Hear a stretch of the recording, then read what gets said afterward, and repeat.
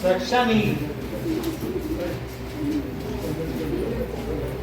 set 2 signs.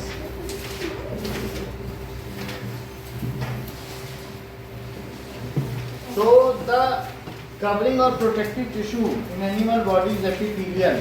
Epithelial tissue क्या करते हैं, हमारे सारे ऑर्गन्स को पैक करते हैं, और इसके अलावा एपिथेलियल का जो स्ट्रिएटेड फॉर्म है वो क्या करता है, हमारी स्किन बनाता है। तो कई लेयर, मल्टी लेयर्ड अगर स्ट्रिएटेड है एपिथेलियल टिश्यू तो वो चीज़ है। कई जगह स्क्वैमस भी लगता है, कई जगह क्यूबॉइडल भी लगता है, कभी ग्लैंडुलर भी लगता है। ग्लैंडुलर कहाँ होता है और क्यूबॉइडल कहाँ होता है? जैसे अब कई जगह सिलिएटेड भी होता है। तो आपको मालूम है कि जो एपिथेलियल टिश्यू है वो किस काम में आता है? टिश्यू। तो it is packing for packing epithelial tissue. इसमें कई हैं, जैसे मैंने बताया स्क्वैमस। चंदन स्क्वैमस कहाँ होता होगा? स्क्वैमस टिश्यू, हाँ, इसोफेगस कई वो लोग तो बोल रहे हैं स्ट्रेटिफाइड स्क्वैमस, इसी ही सैंपल पेपर में था, अभी एक क्वेश्चन में नहीं, सेकंड या थर्ड एमसीक्यू में था। तो स्क्वैमस कहाँ होता है Noel? Inner lining of sheets कहाँ होता है? Inner lining of sheets. उसमें सिंपल एक ऐसे लेयर होती है, ज्यादा नहीं होगी, बस पतली लेयर होगी ऐसे, तो ऐसे होगी, बस एक ही लेयर सिंगल, और इसमें सिंगल न्यूक्लियस होगा, ऐसी है। तो यूनी मतलब सिंगल लेयर सेल लेयर होगी। तो इनर लाइनिंग ऑफ चिप्स और स्ट्रेटिफाइड स्क्वैमस। उत्कर्ष ये कहाँ होता होगा?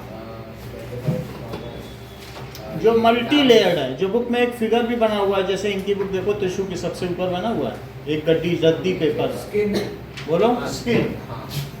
स्किन सिलिएटेड कहाँ होता होगा?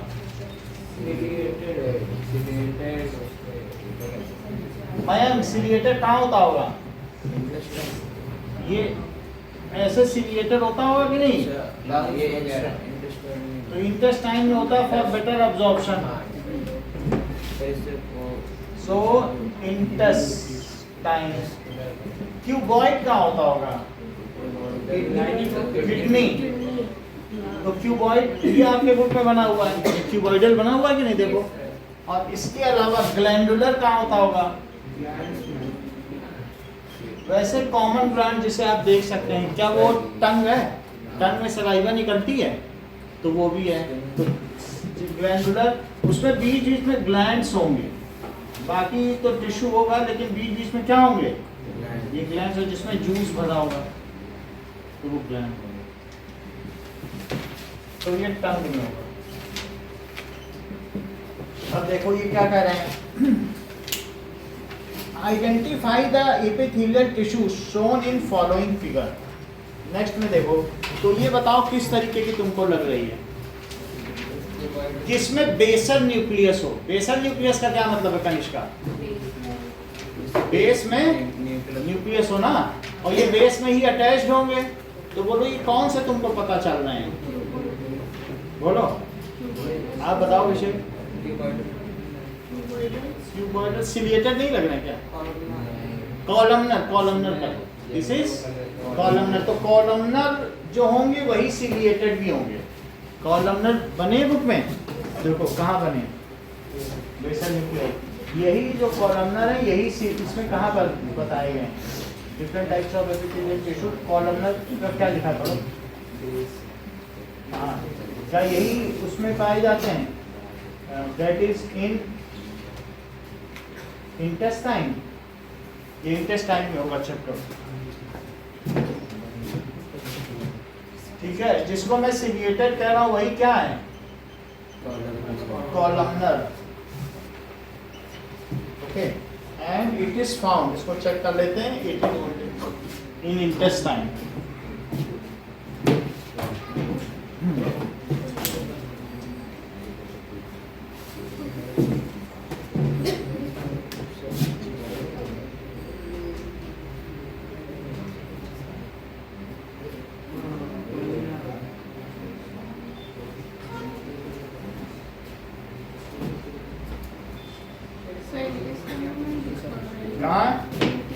लिखा है कॉलमनर, Yes. बुक में लिखा हुआ है, Yes, sir. वो इंटेस्टाइन है। चलो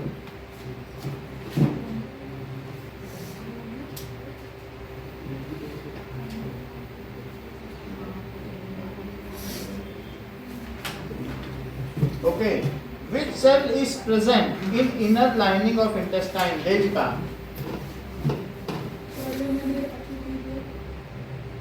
inner lining of intestine, that is columnar. Okay, ठीक है, तो दोनों का एक ही आंसर हो गया क्या?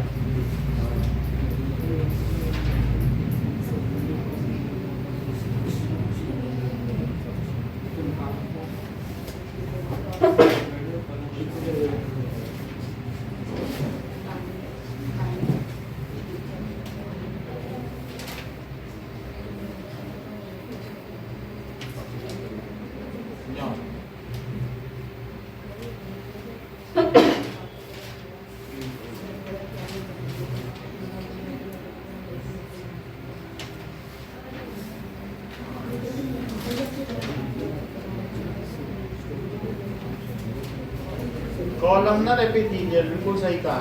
सो दिस इज कॉलमनर, और पहले का आंसर क्या है?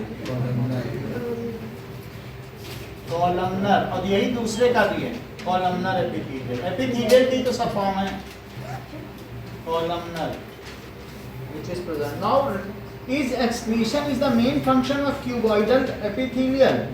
So that is cuboidal का मुख्य काम अरविंद क्या है?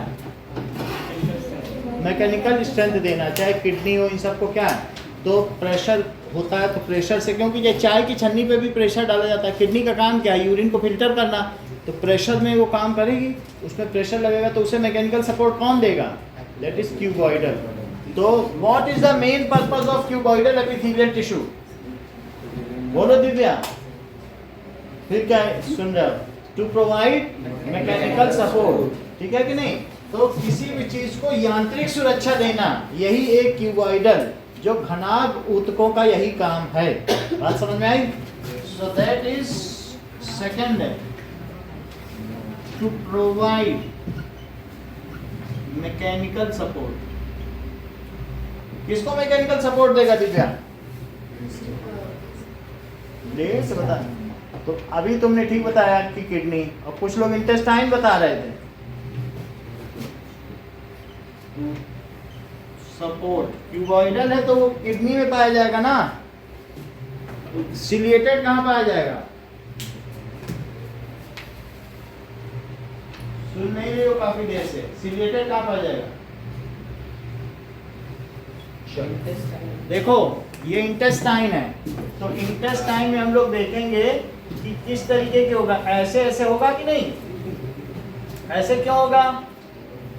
तो जिससे कि जो फूड है वो यहाँ की लाइनिंग में क्या हो सके?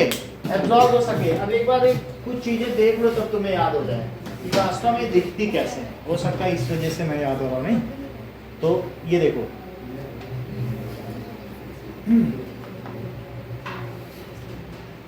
ना ये देखिए,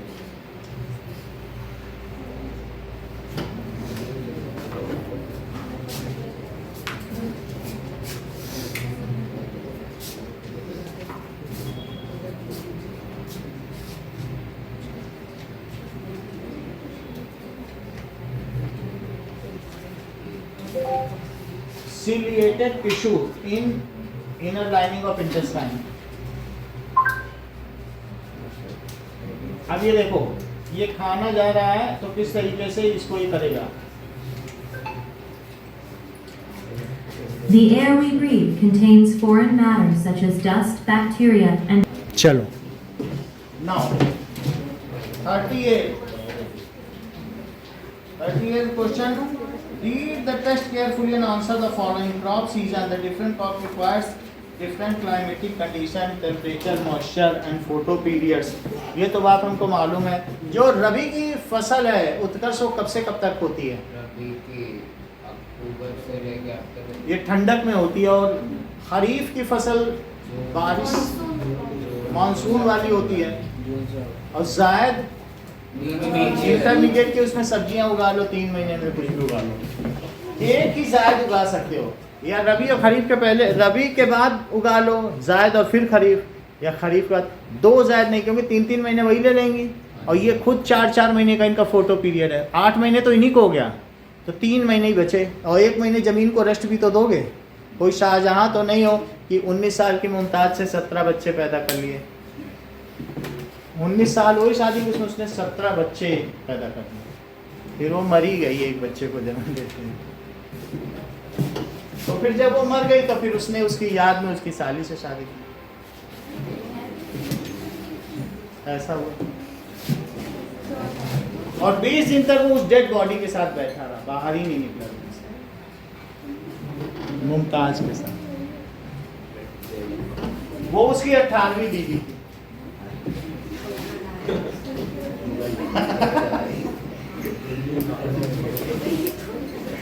तो फिर उसने ना, अब हम देखेंगे, तो बताइए mention the various cropping seasons in India.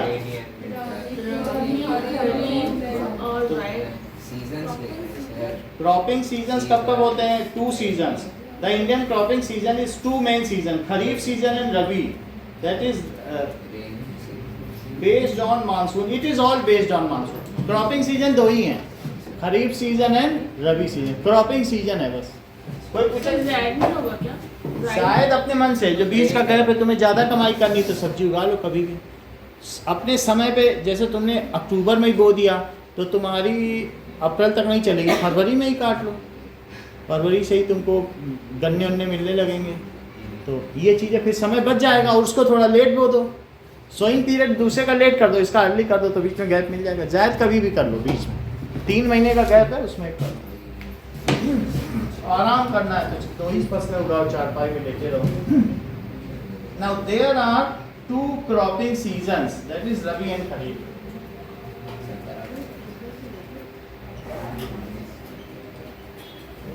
और बिल्कुल आराम करना है तो सिंधु बॉर्डर पर पहुंच जाओ, वहाँ हड़ताल करो। Differentiate between rabi and kharif crops. So rabi crop requires सिर्फ 1 रेन चाहिए इसको। ज्यादा हो गई तो गेहूं सड़ जाएगा। 1 rain and that is cold climate चाहिए ना, विंटर सीजन, तभी गेहूं पकेगा। जबकि एग्जाम्पल है बीट, ग्राम भी हो सकता है। जो भी आप ये समझो होली में आते हैं, वो रबी की फसल है, सब लिख डालो, केन, शुगर केन, सब लिख डालो, क्योंकि उसी के बाद ही वो त्योहार क्यों है बताओ। तो वो त्योहार होता ही है, रबी की फसल पक गई है तो चलो अब बेचें, खुशियां मनाएं, उसको नाम दे दिया होली का। होली थोड़ी है कहीं, अब रबी की फसल होगी है पूरे गांव भारत में, चलो सब लोग खुशी मनाओ, यही होली है। तो तुम समझो होली में जो जो आ रहा है, तो उसके लिए खुशी मनाने के लिए कोई धार्मिक उत्सव चाहिए तो नाम दो।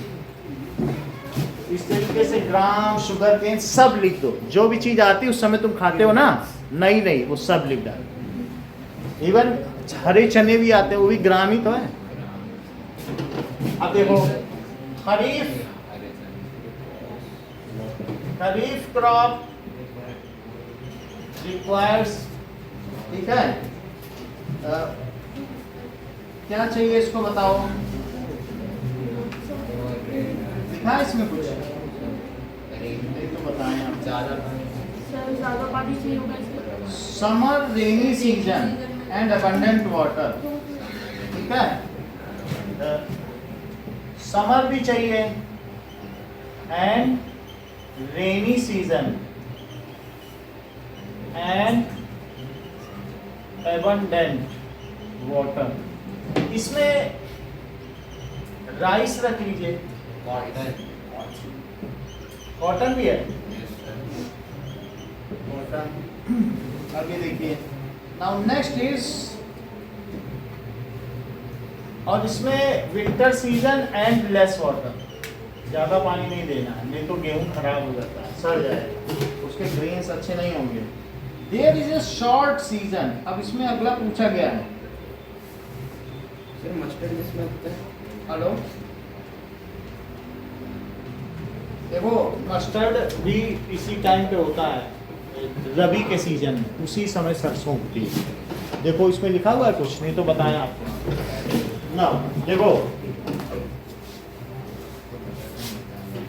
ठंडक में होता है, ये देखो लिखा है, देखो तो बुक में लिखा है। क्या लिखा है, रबी में लिखा है। वही फसल है, जब पंजाबी लोग काटते हैं तो वो उसी को अप्रैल में लोहरी मना लेते हैं। उनका सरसों कल परसों में बीते बरसों खेतों में सरसा लहराई सरसों, काजोल गाती कि नहीं। और आजा रे परदेसी तेरी याद सताए रे, और कल परसों में बीते बरसों खेतों में लहराई सरसों। अब ये देखिए, तो next is there a low rain, if there is low rainfall in a village throughout the year, what measures will you suggest to farmers for better cropping? अगर कहीं less rainfall हो रही है तो drought resistance crop उन्हें उगानी चाहिए, that can mature easily. Along with the farmers are advised to use manure so that they have more water holding capacity. जैसे कहीं पानी कम है तो ऐसे में यहाँ पर अगर मैन्योर हम डालते हैं जैसे राजस्थान में, तो मैन्योर क्यों मिलाई जाती है बताओ जमीन में? सिर्फ वाटर होल्डिंग कैपेसिटी, यहाँ वाटर नहीं होल्ड कर पाएगा क्योंकि यहाँ की एरिड सॉइल है। एरिड सॉइल का मतलब है रेतीली मिट्टी, बलुई मिट्टी, बालू जिसमें ज़्यादा है, तो वो वाटर सारा परकोलेट कर जाएगा। लेकिन अगर मैं उसमें कुछ ऑर्गेनिक चीज़ें डाल दूँ जैसे मैन्योर, तो क्या उसका टेक्सचर इंप्रूव हो जाएगा और पानी को रोक लेगी। तो ये चीज़ ज़रूरी है, इसीलिए अपर लेयर में, चाहे आप दुबई में भी देख लो, दुबई में पूरा रेत है लेकिन वो रेत के ऊपर पॉलीथीन डाल देते हैं और उसके ऊपर मैन्योर और मिट्टी का मिक्सचर हवाई जहाज़ों से मंगा के डालते हैं। वहाँ पर मतलब इतना स्कैर्सिटी है, मिट्टी कहीं नहीं है, दूसरे देशों से मिट्टी खरीदते हैं और उसमें मैन्योर मिला के डाल देते हैं, खूब अच्छी खेती कर रहे हैं। ये चीज़ है। और तो तुमने अपनी बुक में भी पढ़ा है कि इजराइल में उन्होंने क्या किया, स्लोपी ग्राउंड है, जैसे गाय का खुर होता है ना, वैसे डिग कर लिया और उस डिग करके उसमें पॉलीथीन डाल दिया, पानी वहाँ रुक जाएगा जब बरसेगा। कभी कभी बरसता है लेकिन क्या उसमें भर जाएगा पानी और थोड़ी मिट्टी भी पहुँच जाएगी वहीं, उसी से पूरी इजराइल को हरा भरा बना दिया। कितने चालाक लोग हैं, कुछ करने की जरूरत नहीं। जैसे यहाँ ग्राउंड ज़्यादा है स्लोपी, और उसी में जैसे वो बैल अपने खुर से खोदता नहीं है, वैसे उन्होंने खोद दिया और उसमें पॉलीथीन बिछा दी। अब उसमें जो भी मिट्टी जाती है वो पानी के साथ वो नीचे जाएगा नहीं उसका पानी, और पूरा इजराइल हरा भरा हो गया। अब वो मतलब फूड इंडिपेंडेंट हो गया। तो ऐसी प्रैक्टिस अपनाई जा सकती है। तो इसलिए इन्होंने क्या कहा है कि मैन्योर, करो क्वेश्चन पढ़ो। So if there is now low rainfall, there is low rainfall, ठीक है, in a village, then तो क्या होगा, farmers are advised, Uttar sentence पूरा करो। To increase the water holding capacity. बहुत अच्छा। To grow drought resistance crop, grow drought resistant, यानी सूखा रोधी, जो ऐसी फसलें उगाओ, क्रॉप हैविंग, दिव्या सेंटेंस पूरा करो। Correct. Having short photo period, 3 ही महीने में, 2.5 महीने में उग के मैच्योर हो जाए। लो मैच्योरिटी पीरियड, लेस मैच्योरिटी, क्योंकि सूखा आने से पहले ही वो उग जाए, थोड़ी दिनों में सूखा आ जाएगा, तब तो उन्हें नहीं होना चाहिए ना। हैविंग लेस मैच्योरिटी पीरियड, समझ में आ गई बात? Having less maturity period. Noel अगला सेंटेंस बोलो। They are also advised to add manure in their field for better water holding capacity. they are also advised to use manure for better water holding capacity.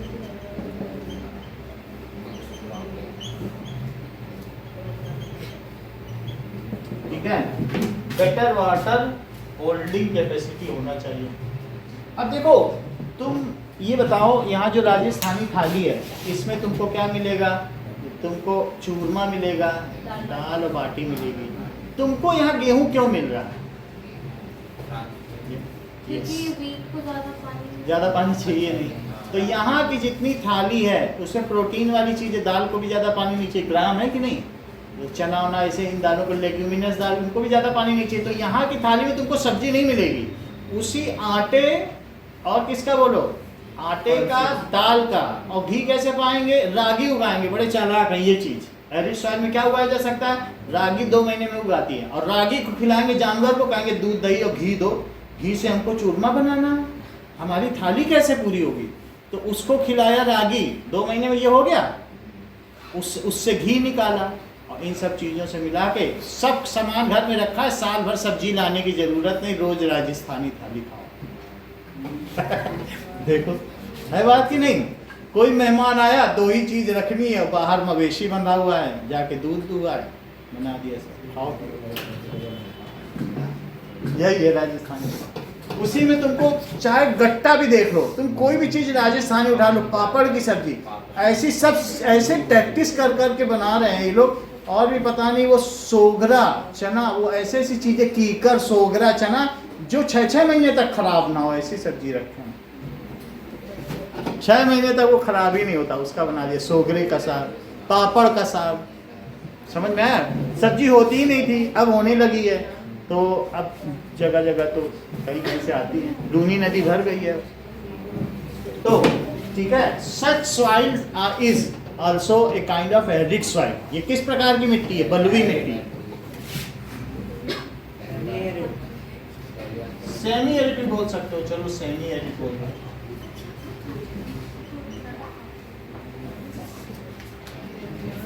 अब देखिए, now what is zaid crop? Give example. So लो, तो हमें drought resistance crop का नाम आपको बता दें, कौन सी हो सकती है? Drought resistant crop name. तो सीसम है, ये कुछ सीसम है, ऐसा होता है। तो वो उसको क्या कहते हैं? सीसम को हिंदी में क्या कहते हैं? अभी बता रहा हूँ। ठीक है, ये ड्रॉट रेजिस्टेंस क्रॉप है, ठीक है, वो खाया जाता है। ये देखो, सीसम इंडिकम, सीसम इंडिकम हिंदी में। तो सीसम इंडिकम, तो इसको कहते हैं तिल। तिल यहाँ उगाया जाता है, तिल उगाया जाएगा, जीरा उगाया जाएगा, और जीरे का तेल निकाला जाएगा और फिर एक्सपोर्ट किया जाएगा। और ये एरेंडल ऑयल, एरंडी का तेल निकाला जाएगा। बहुत सारे कैस्टर ऑयल, जो किस में डाला जाता है? मोबाइल, ये ऑटोमोबाइल, स्कूटर में डाला जाता है। कैस्टर बहुत गाढ़ा गाढ़ा तेल होता है। तो ये सब यहाँ, वो तुमने देखा जो शंकर जी को वो कांटेदार चढ़ता है, उसको क्या कहते हैं? तो ऐसे ही फल होते हैं, उनमें तेल निकलता है।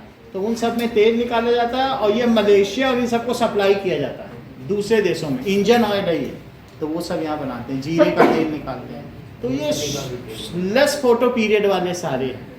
इनमें कहते हैं अरे दिल बैठ जाता है, अरे बारिश हो गई, हम लोग मज़ा उड़ाते हैं, कहते हैं वो कोई गांव का आएगा दूध देने वाले, उसका दिल बैठ जाएगा बारिश को, मेरा जीरा सब खराब हो गया। उसी जीरे से वो करोड़पति बन सकता था, लेकिन वो खराब हो गया, बारिश हो गई। तो हमने देखा तिल का होता है यहाँ खेती। अब जरा देखिए, what is the zaid crop? Now there is a short season between kharif and rabi. There is short season. Kharif कब खत्म होगी? अगर आपने देखा जून में उगाएंगे तो 6 महीने होता है, 5 महीने रखो, जून जुलाई मतलब सितंबर तक खत्म हो जाएगी, जून जुलाई अगस्त सितंबर तक, ठीक है। अब मई में ही उगा लो, जून से उगाना शुरू करो, तो उसके बाद ये जो 4 महीने के बाद 2 महीने का गैप मिलता है। So it is a short season crop between kharif and rabi. इसके बीच है, क्योंकि मोस्टली जो ऐसा पीरियड होता है अप्रैल के बाद मई जून, वो बहुत सूखा है, उसमें कुछ मत उगाओ, उसमें ज़मीन चिटक जाती, मालूम है, क्रैक पड़ जाते हैं। तो कुछ रबी के बाद जो खरीफ आ रही, रबी कब खत्म हो रही है? होली के बाद है। होली के बाद तुम्हारी मिट्टी को पानी नहीं मिलेगा, धूप बढ़ती चली जाएगी। तो रबी से जो खरीफ के बीच है उसको छोड़ दो, ज़मीन को, उसमें क्या है, लोग उसमें पराली जलाएंगे या कुछ करेंगे, लेकिन उसमें ज़मीन को रेस्ट देंगे। लेकिन आप ये सोचो कि क्या जून से तुमने उगाया, सितंबर में ज़मीन गीली भी रहेगी, रेस्ट भी मिल जाएगा और ठीक ठाक ही रहेगी, पानी बरसा हुआ है, उनमें सब्जी उगाएगी आराम से, ठीक है। नहीं, सब्जियों को ज़्यादा पानी नहीं चाहिए, 15-15 दिन में ही चाहिए, सब्जी को ज़्यादा नहीं देना, नहीं तो गल जाती हैं, पालक हो या ऐसे नहीं।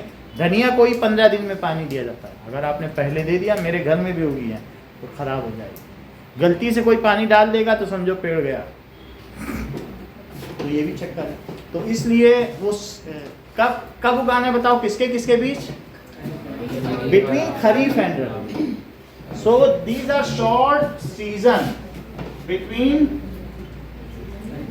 खरीफ एंड रबी। इसका मतलब क्या हुआ? अगर मैं मानूं जनवरी, फरवरी, मार्च, अप्रैल, मई, जून, जुलाई, अगस्त, सितंबर, अक्टूबर, नवंबर और दिसंबर, तो यहाँ से हमने देख लिया जून से लेकर सितंबर तक ये क्या बोलिए खरीफ, और इसके बाद अक्टूबर से शुरू हो रहा है, तुम इसको डिले कर लो, कौन सा है, तुमको 5 महीने इधर ले लो, इसको और पहले कर लो थोड़ा सा इधर। बारिश तो कहीं कहीं शुरू हो ही जाती है जून के पहले हफ्ते से ही शुरू हो जाती है, जो मानसून है वो प्री मानसून ही आ जाते हैं कई बार ना। तो ये रबी हो गई और ये तुम्हारी यहीं तक आ जाएगी 3.5 महीने। जून से अक्टूबर, हाँ, खरीफ जून से अक्टूबर तक है, तो जून से अक्टूबर में है 4 महीने। 6 महीने में चाहे इधर के 4 महीने ले लो, चाहे उधर के 4 महीने, ये मतलब ये पीरियड है, लेकिन पूरे 6 महीने नहीं चाहिए इनको। 4 महीने इनका फोटो मेच्योरिटी पीरियड, 4 महीने, फोटो पीरियड 2 महीने, ऐसे। तो इस तरीके से ये बीच में खरीफ डाल दो, ठीक है। तो खरीफ में क्या उगाना चाहिए? Between kharif and rabi. So it is from, इन्होंने कहा है in the month of March and July, इन्होंने तो इसको कहा है भाई, इन्होंने मार्च एंड जुलाई को भी कहा है, मार्च से लेकर फरवरी, मार्च से लेकर आप ये लिख लो, ये भी खरीफ है। बुक में ये लिखा है क्या? जायद, हाँ ये जायद लिखो, जायद की फसल है। बिटवीन, अब जायद का देखो इसमें भी देख लें, is what is the season. मैंने जैसे ये बताया इधर वाला, तो ये बोलो ये भी जायद हो गई और ये भी जायद, तो 2 जायद हो सकती है कि नहीं, लेकिन उगा तो एक ही पाओगे। तो what is the season for जायद क्रॉप? नाउ लेट अस सी। तो जायद के लिए कौन सी है? मार्च एंड जून है, these are known as filler crops, ठीक है। इसके लिए क्या चाहिए? Warm dry weather, period and longer days of flowering. Warm इसको मौसम चाहिए, तो आप ऐसे समझ लीजिए, इसको हटा दो, ये चाहिए इधर कई महीना। वो कह रहा कैसा ले रहा, देखो उसे पढ़ो, इसके लिए कैसा सीजन चाहिए? मार्च एंड जून कह रहा है, और ये इसके लिए वेदर कैसा चाहिए, पढ़ो, वार्म ड्राई वेदर। तो यही मौसम ठीक रहेगा नहीं? हम लोग तो इसको पढ़ के करते हैं, किसान तो हैं तो इसलिए समझ में आ गया। तो it is between March and जून, ये वाला पीरियड इन्होंने दिया। तो फिर इन्हें रबी एंड खरीफ लिखना चाहिए ना, ऐसा है, कोई बात नहीं, खरीफ एंड रबी जो भी है। So it is between March and June. It requires warm weather, इसको वार्म वेदर चाहिए। और इसमें क्या क्या उगाया जा सकता है? Pumpkin, cucumber, bitter gourd. आप देख लो कि उस समय पंपकिन आएंगे, खरबूजे, तरबूज ये सब आते हैं कि नहीं जब गर्मी पड़ती है। कुकुम्बर, खीरे, ककड़ी ये सब आते हैं, तो ये वही मौसम है। तो क्रॉप्स आर कद्दू, पंपकिन, कुकुम्बर, बिटर गार्ड, ये सभी चीजें। अगला क्वेश्चन देखिए। Now read the text carefully and answer the following questions. So homogeneous mixtures are regarded as true solutions. Homogeneous mixtures are of two types. These are, इसके अलावा heterogeneous mixture दो तरीके के हैं। तो हम ये जानते हैं कि जो मेटल है वो दो तरीके का है। एक तो होमो प्योर सब्सटेंस और एक मिक्सचर। कनिष्का, प्योर सब्सटेंस कितने तरीके के हैं बताइए? बोलो बोलो, बताओ मैं। बोलो बोलो। Metal, non metal. Metal and, हाँ दिव्या बताइए। बहुत अच्छा, ये बता देते हैं। मेटल कंपाउंड, जब से तुम नहीं बताने लगी हो हम तुमसे ज्यादा पूछने लगे, ठीक है ना? बोलो। हाँ, एलिमेंट। एलिमेंट, एलिमेंट कितने तरीके के हैं दिव्या? कौन कौन से?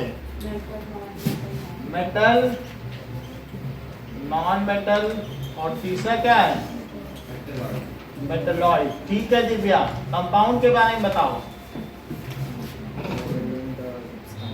ठीक है, कोवेलेंट और आयनिक। चंदन, कोवेलेंट का एक एग्जांपल आयनिक का। ये करेक्ट कह रहे हैं, NaCl। अच्छा, तुम तो सब जानते हो। इसमें ये अब कोवेलेंट जो दो नॉन मेटल से मिलके बने, CO2, H2O, और जो एक मेटल और एक नॉन मेटल से मिलके बने वो उसके कंस्टिट्यूएंट्स आयन में डिवाइड होंगे। उसका फार्मूला यूनिट मास होगा और इसका मॉलिक्यूलर मास होगा, है ना? H2S भी होगा covalent. NaCl, ZnCl2, CaCl2, CaO, Al2O3 किसमें आ जाएगा? समझ में आया? ये सही बात है। अब ये मेटल, नॉन मेटल, मेटलॉइड के केवल 7 एग्जांपल बताओ नोएल। हाँ, बोरॉन, सिलिकॉन और जर्मेनियम, आर्सेनिक, ये करेक्ट बताते हैं। देखो इनसे समझो। एंटीमनी, स्टेबियम, बहुत अच्छा जाने। और बोलिए। टीपो, सब टीपो, बसी, जियास, सब टीपो। That is बसी, जियास, सब टीपो। That is boron, silicon, germanium, arsenic, सब स्टबियम, एंटीमनी। एंटीमनी काजल होता है, वो जो सुरमा होता है, हमने दिखाया है आपको कि नहीं याद है? टेल्यूरियम, पोलिनियम, ये सब एंटीमनी दिखाया, याद नहीं है? सुरमा, ठीक है ना? तो these are the elements. Antimony फिर से दिखा दो। वैसे तो कई चीजें दिखाई हैं, फिर भी सेलेनियम भी देख लो पीछे, क्योंकि इसमें सेलेनियम भी आया नहीं आया ना?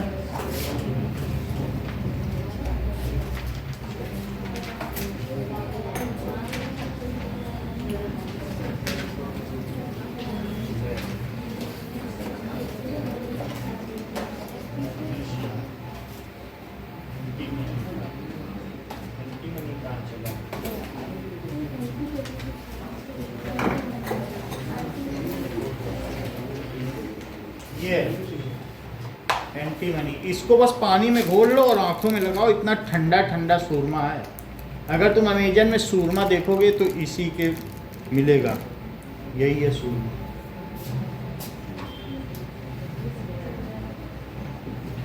समझ आया? आंखों में लगा देता है, व्हाइट कलर छोड़ेगा तो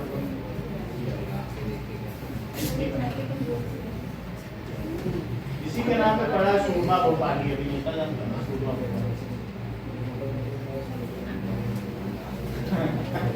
वो जो बहुत बड़ा फनी कैरेक्टर होता था, विदूषक का कार्य करता था, मतलब आसानी।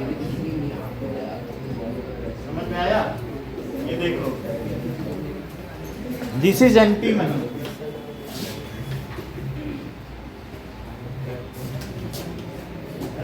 स्टबियम, इसका क्या नाम है? स्टबियम। देखो इसमें देखो एसपी लिखा है। स्टबियम एंटीमनी डालोगे तो सूरमा करके आएगा। ये अपने 700 रुपये किलो मिलेगा। समझ में आई बात? ठीक है, तो आपने ये देख लिया। लेकिन अब हम देविका मिक्सचर के आपसे 2 टाइप पूछेंगे, बोलो। होमोजीनियस और हेट्रोजीनियस। कुमकुम, होमोजीनियस मिक्सचर कैसा होता है? ट्रू सॉल्यूशन होता है। और वो टिंडाल इफेक्ट देगा? नहीं देगा। क्या वो स्टेबल है? क्या उसके जो डिफरेंट पार्टिकल्स है वो आंखों से देखे जा सकते हैं? Will all components pass through filter paper? Yes. Divya, क्या वो फिल्टर पेपर टेस्ट देगा? बचेगा नहीं। तो क्या फिल्ट्रेशन मेथड से उसको पृथक किया जा सकता है? It can not be, it's component can not be separated by filtration. इतनी बात समझ में आ गई? होमोजीनियस। अच्छा ये बताइए, मॉलिक्यूल्स किसके होते हैं इनमें से? नोएल, एलिमेंट के भी हो सकते हैं और कंपाउंड्स के। हाँ अरविंद, क्या मेटल के मॉलिक्यूल हो सकते हैं? Fe2। ये बोलते हैं ना, इसीलिए इन्हीं से पूछा। ये कई पिछले क्लास में बोले थे Fe2, तो हमें याद था कि यही गलती करेंगे। सही आदमी से पूछा तो ही गाइड कर सकता है, तो इन्होंने Fe2 बोल दिया। मेटल की कोई कंपाउंड नहीं। मेटल को तो सोडियम को काट दो, कहाँ गया मॉलिक्यूल? सब टूट टाट गया। चाकू से जो काटा जा सकता है उसके कोई मॉलिक्यूल हुए वाला? तो मेटल कुछ नहीं होते हैं, इनमें कोई मॉलिक्यूल नहीं होते हैं। नॉन मेटल ही मॉलिक्यूल होते हैं। N2, O2, H2, Cl2, F। हाँ, फॉस्फोरस। फॉस्फोरस में ऐसा कुछ नहीं है। फॉस्फोरस या सल्फर एसेट है। एसेट है, जैसे ये सल्फर है ना, येलो कलर का दिख रहा है, लेकिन वो अगर टूटने के बाद भी वो उसका मॉलिक्यूल एसेट ही रहेगा। उनके बीच में कोई स्ट्रॉन्ग बॉन्डिंग नहीं है, बस इंटरमॉलिक्यूलर फोर्स से भी जुड़ा हुआ है। ऐसे ही हल्का सा डस्टर मारो टूट जाएगा, तो वो मॉलिक्यूल थोड़ी है, बस उनके बीच में हल्का इंटरमॉलिक्यूलर फोर्स। समझ आ गया? वैसा नहीं है कि ग्राइंडर में लगा के काट रहा है मशीन से, वैसा नहीं। समझाएंगे? अच्छा, अब ये हेट्रोजीनियस देविका कौन से 2 तरीके के हैं? दिशिता, ये बड़ा देर लगाती हो। कोलाइडल और सस्पेंशन। सब राज तो छिपाए रखी हो, बताना नहीं चाहती। सस्पेंशन। सस्पेंशन का मतलब है जो चीज नीचे बैठ जाए। जैसे कि एग्जांपल दिशिता सस्पेंशन का? Sand in water, chalk in water, dust in air. और ये कोलाइडल? Blood, milk. इंक भी कोलाइडल है। अगर इंक भी जो है ना, इंक का पाउडर आता है। पहले हम लोगों को पाउडर लाना पड़ता था 5 रुपए का, फिर पानी में घोलते थे, फिर छानते थे और फिर फाउंटेन पेन में भरते थे, तब इस्तेमाल करते थे। डेटॉल। तो डेटॉल इन वाटर, डेटॉल करके नहीं है, Dettol in water, soap in water. Milk अपने आप में कोलाइडल है। तो इन दोनों में से उत्कर्ष कौन जो है टिंडाल इफेक्ट देगा? दोनों ही दे देंगे ना? ठीक है। हेट्रोजीनियस देता है, ये नहीं देता है। हेट्रोजीनियस का साइज कितने से ऊपर होता है?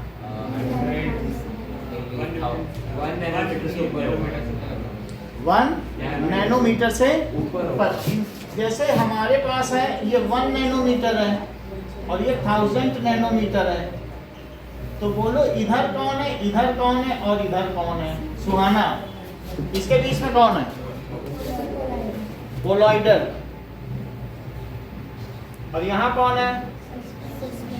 सस्पेंशन। और ये दैट इज सॉल्यूशन या ट्रू सॉल्यूशन। धीरे धीरे इसका साइज बढ़ता चला जाएगा ना, ऐसे। तो ये चीज हो गई, समझ में आ गई बात? Now that is boundary of separation is visible in which, इसमें दिखाई पड़ेगी सस्पेंशन में। इन दोनों में अगर हम स्टेबिलिटी की बात करें तो दिव्या आपका क्या कमेंट है?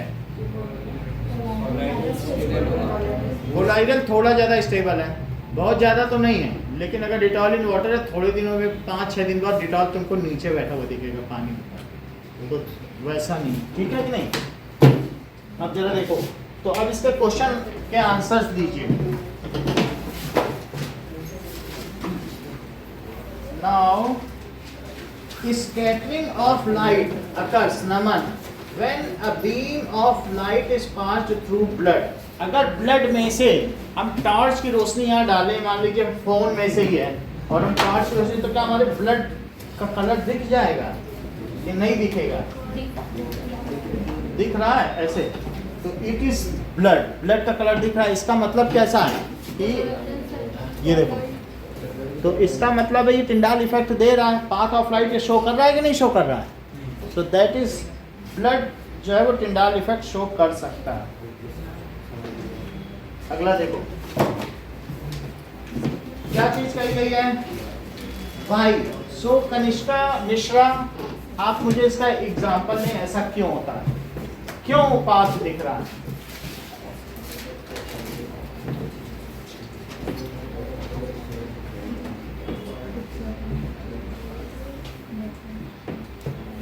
बोलो। Because it shows Tyndall effect. Correct. जैसा कि कनिष्का ने हम लोगों को बताया, that is blood is a colloidal solution, blood is colloidal solution having size between, इसका साइज किसके बीच में है? हेलो, हाँ बोलो बेटा। ठीक है, हाँ ठीक है, having size between 1 nanometre to 1000 nanometre. So these are quite large, quite large। तो अब आप देख लो, अगर मैं ये कहता हूँ क्वाइट लार्ज, तो ये लाइट है, और जो लाइट की वेवलेंथ होती है 10 इतने नैनोमीटर होती है, 0.01 नैनोमीटर। कहने का मतलब ऐसा नहीं है, ये 1 नैनोमीटर है, 10 to the power -7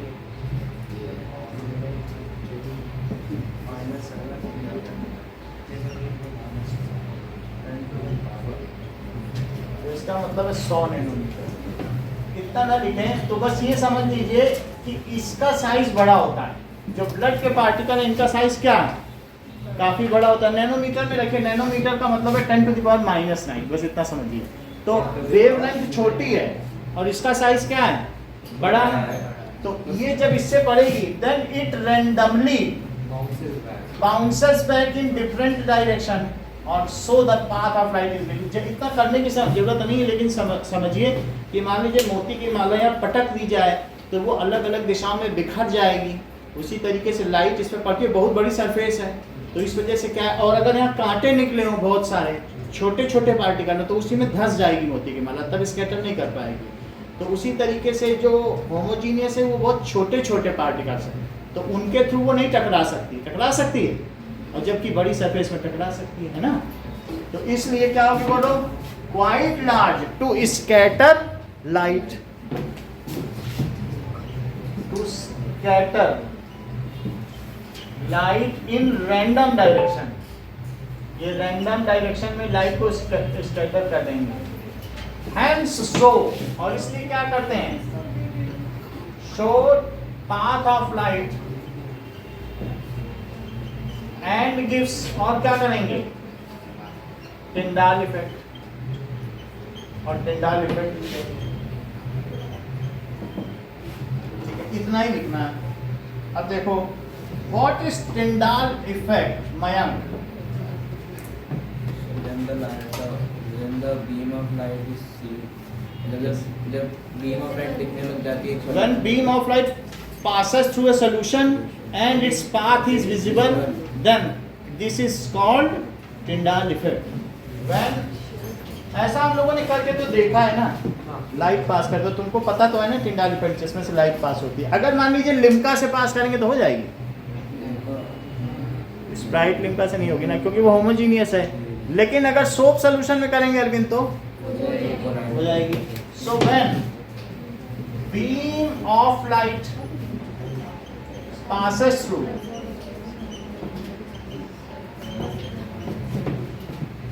a mixture, कोई भी मिक्सचर है तो मिक्सचर की बात करें, and its path of light, and path of light is visible, light is visible, then it is called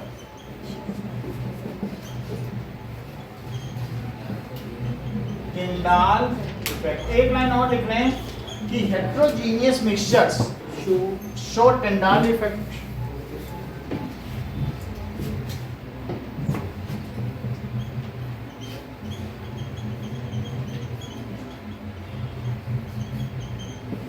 show Tyndall effect.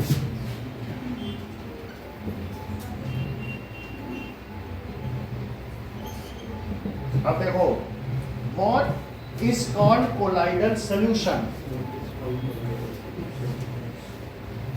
So the solution in which size of particles of sentence पूरा करो दिव्या। नहीं दिव्या को करने दो, गलत हो जाएगा ना। हाँ बोलो। ऑफ इज नहीं, ऑफ लिखा है, तुम इज बोल रही हो। Size of particles of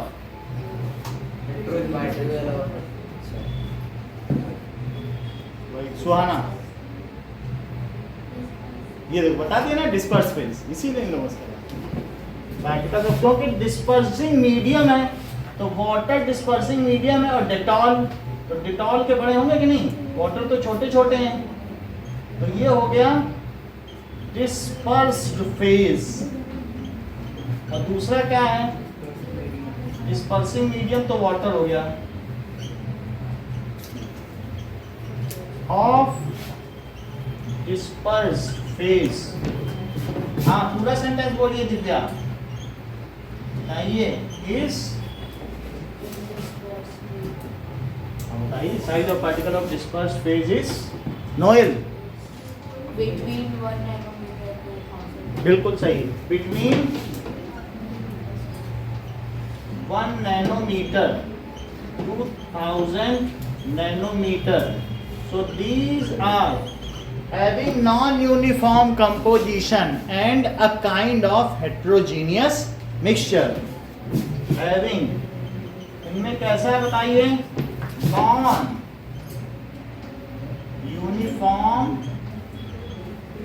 composition, ठीक है। These are less stable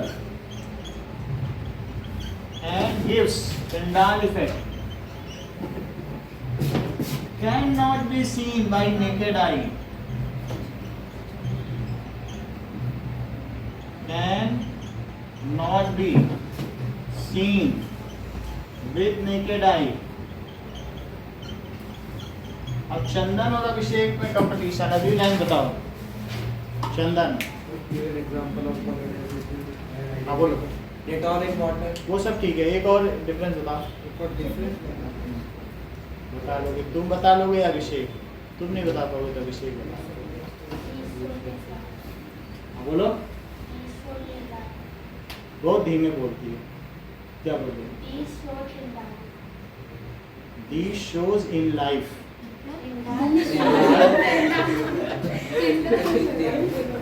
ये मैंने अभी लिखा नहीं है, ये तो हो गया, वही बोल रही है। हाँ ब्लू बता दिया। It can not be separated by filtration but microfiltration, पूरा बता दिया उन्होंने। So components cannot be separated by filtration but can be separated by microfiltration. Components cannot be separated by filtration but by microfiltration.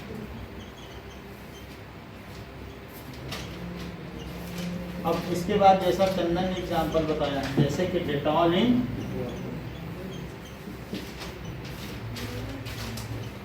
क्या paint एक colloidal solution है या फिर बताइए क्या है? पेंट कोलाइडल सॉल्यूशन है, ठीक है कि नहीं? और कभी कुछ सॉलिड सॉल्ट का भी एग्जांपल बताओ। Coloured gemstone. इमल्सन का भी कोई एग्जांपल बताओ।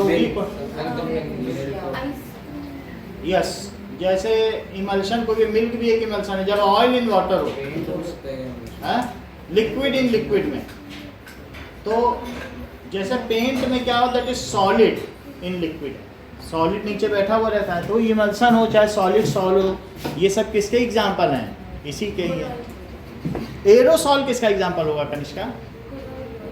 किसी एरोसॉल का एग्जांपल बताओ।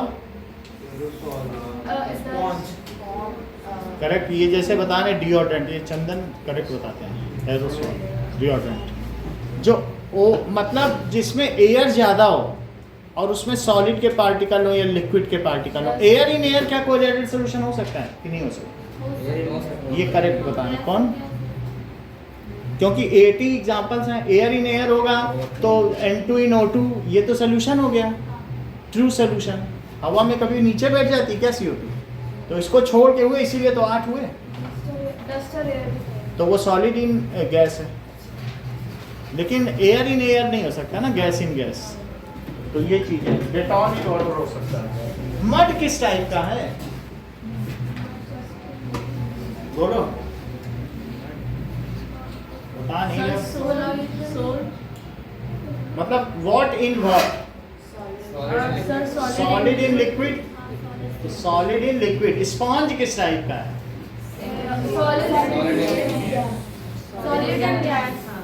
मतलब सॉलिड इन गैस है कि गैस इन सॉलिड? जरा बताओ। गैस उसमें ज्यादा है, गैस उसमें मीडियम है, बीच में सॉलिड, ऐसा ही होगा।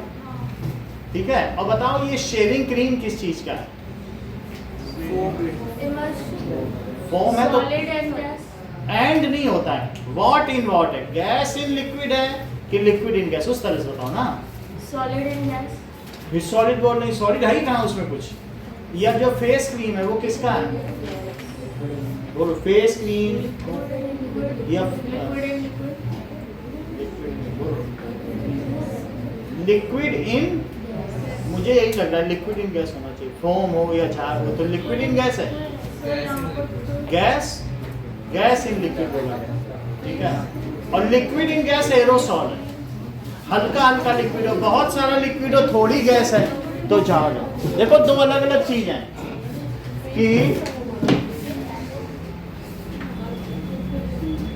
अब देखिए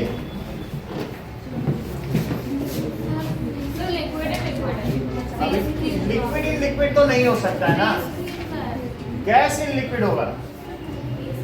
दो अलग अलग चीजें समझो।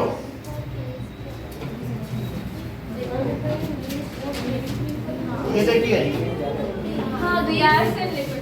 देखो एक होता है कि लिक्विड इन गैस, उसको क्या कहेंगे बोलो?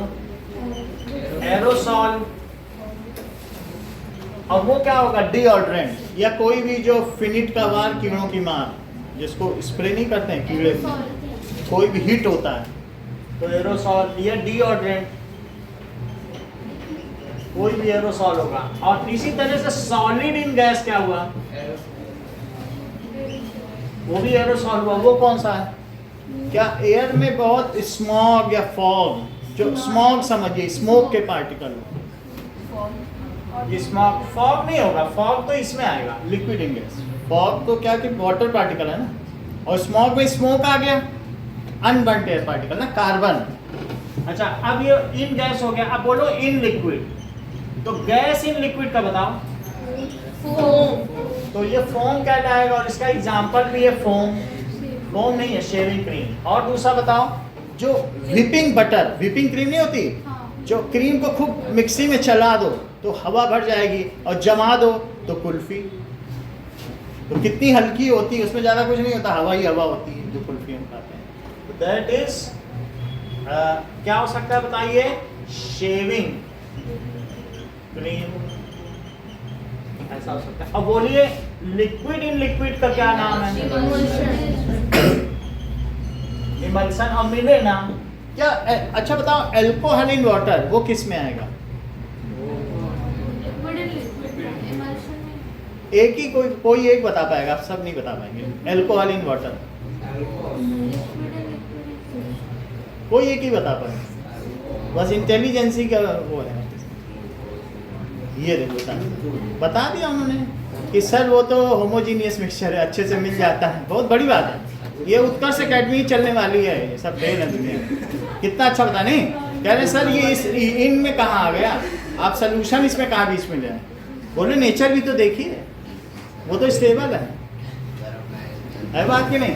तो इमल्सन में मिल्क है, जिसमें फैट मिल्क और जो उसका बाकी प्रोटीन मिल्क है, मिल्क प्रोटीन, वो दोनों एक साथ मिले हुए, क्योंकि उसमें मिल्क में घी भी होता है ना, तो ये मिल्क इसमें आया। ठीक है, या ऑयल इन वाटर को अच्छी तरीके से मिला दिया जाए। अब देखो सॉलिड इन लिक्विड में बताओ, जैसे मड हो गया, और paint, milk of magnesia, that is MOM, magnesium hydroxide, MOM, MOM. ये तो हमने दिखाया है ना, सॉलिड इन लिक्विड, सॉल कहते हैं इसको। तो सॉल हमने मिल्क ऑफ मैग्नीशिया आप लोगों को दिखाया ना, हमारे पास बॉटल में रखा भी हुआ है, कई बार दिखा चुके हैं। और इसी को मिल्क ऑफ मैग्नीशिया को ही जमाल गोटा भी कहते हैं। पीने के बाद दस्त हो जाती है, हाजत लग जाती है, दैट इज। अब देखो इन सॉलिड, तो बोलो एयर इन सॉलिड क्या है? क्या वो भी फोम है? बोलो एयर इन सॉलिड, फोम तो तुमको मालूम है ना जो। और बोलो लिक्विड इन सॉलिड, बटर, बताइए। अब इसका टाइप क्या कहते हैं यार? जेल कहते हैं। तो वो जो हेयर जेल नहीं होता है, चीज है। अच्छा बताइए solid in solid, Colored gemstone. Solid sol, तो दैट इज बहुत ज्यादा नहीं पूछेंगे। कनिष्का, ये चीज क्या है, ये चीज क्या है, ये बताओ। हाँ बोलो। सर डिस्पर्जेंट फेस और जो गैस है वो डिस्पर्जेंट मीडियम। बहुत अच्छा बोलो, देखो कितनी अच्छी बात बोले, डिस्पर्सिंग मीडियम। बहुत महीन बातें बताती हैं हम लोग। और ये डिस्पर्स्ड फेज बोला, आप लोग ध्यान से सुन रहे थे ना?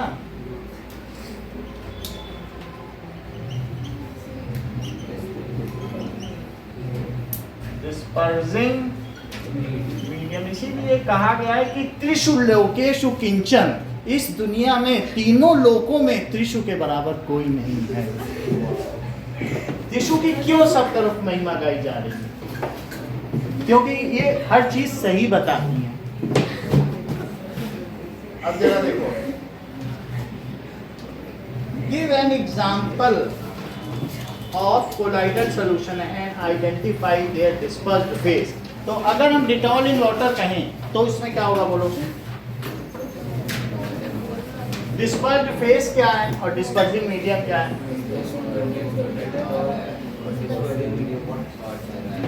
चलो, now after all Dettol in water, जहां ये क्या है? तुमको बोलो डेटॉल। Dispersive medium. सही नहीं, मीडियम तो वो होता है जिसमें कोई चीज डाली जाती है, वो तो 2 बूंद डालते हैं। डिस्पर्स्ड फेस, और इसको क्या कहेंगे? Dispersing medium. आज इतना ही रखिए, कल एसएसटी करेंगे।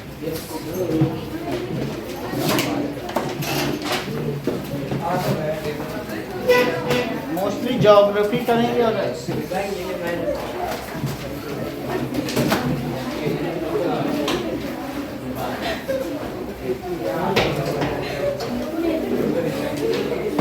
Good evening sir. Good evening.